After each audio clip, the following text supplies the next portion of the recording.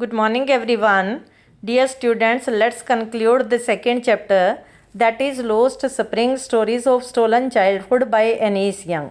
Earlier, we read that Mukesh's father, who is a bangle maker, is not able to build either a pakka house for his family or provide education to his two sons. Mukesh's grandmother views bangle making as the destiny of her family.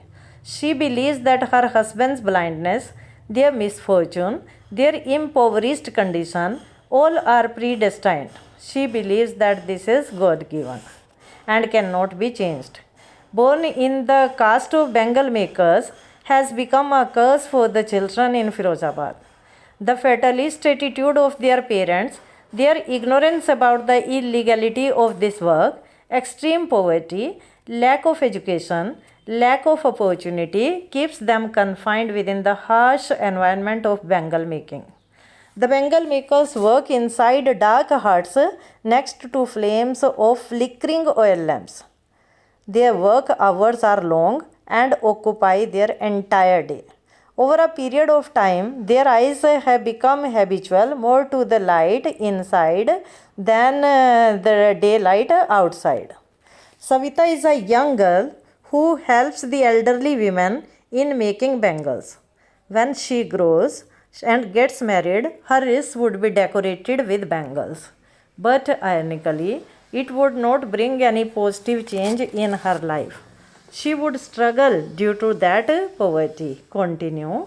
The old woman who is sitting beside Savita, she still has bangles on her wrist but no light in her eyes. The old woman has bangles on her wrist because her husband is alive.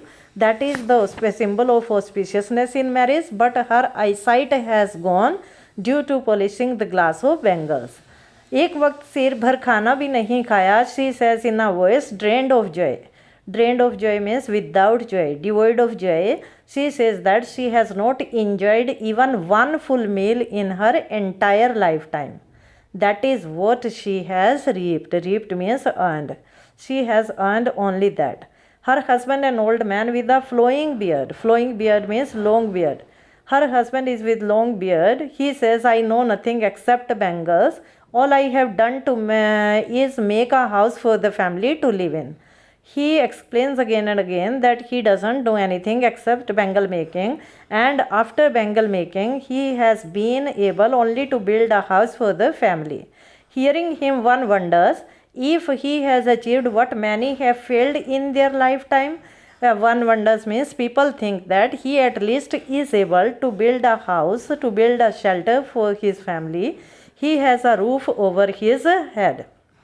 The cry of not having money to do anything except carry on the business of making bangles, not even enough to eat, rings in every home. Rings means sounds, rings means echoes. Cry means lament, weeping.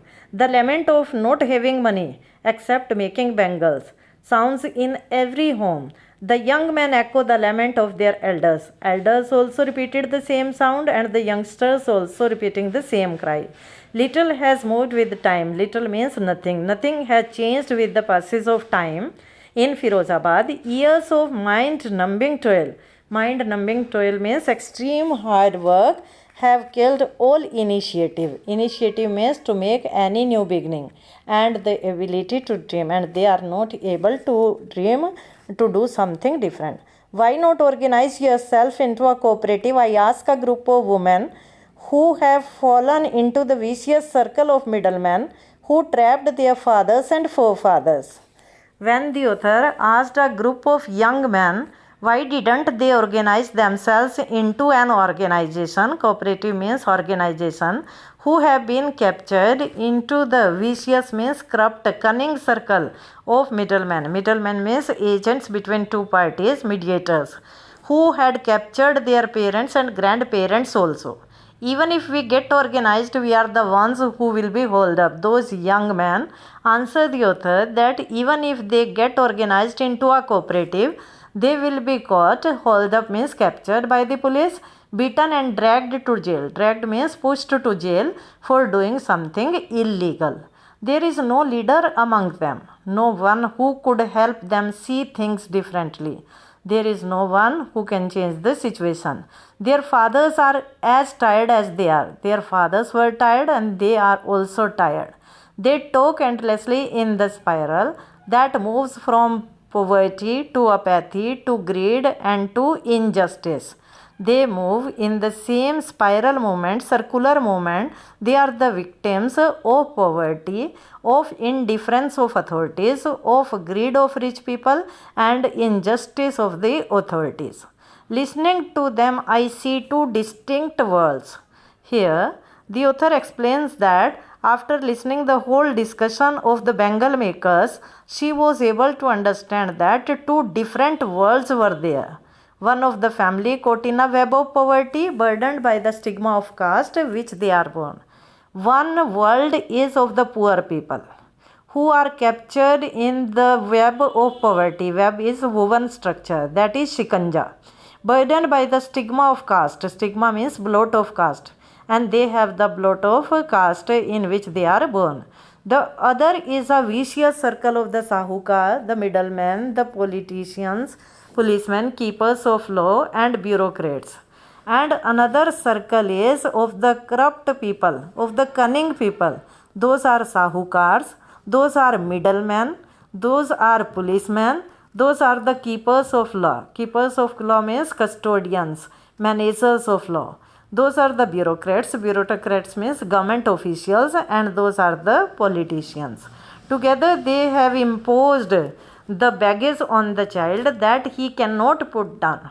Together means both of them. Which both of them? One is extremely poor family, and second is that is the group of politicians, middlemen, bureaucrats.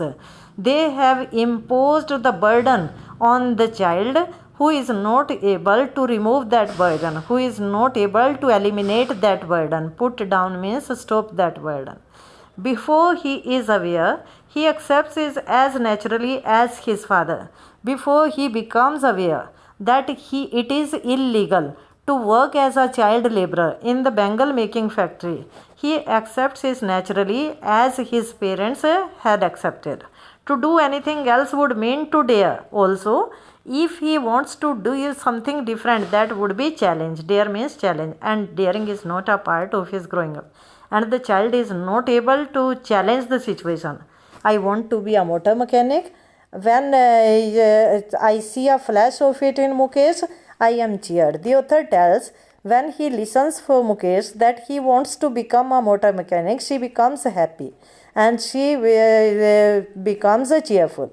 I want to be a motor mechanic, he repeats. The child repeats means announces, declares, repeats again and again that he would become a motor mechanic. He will go to a garage and learn.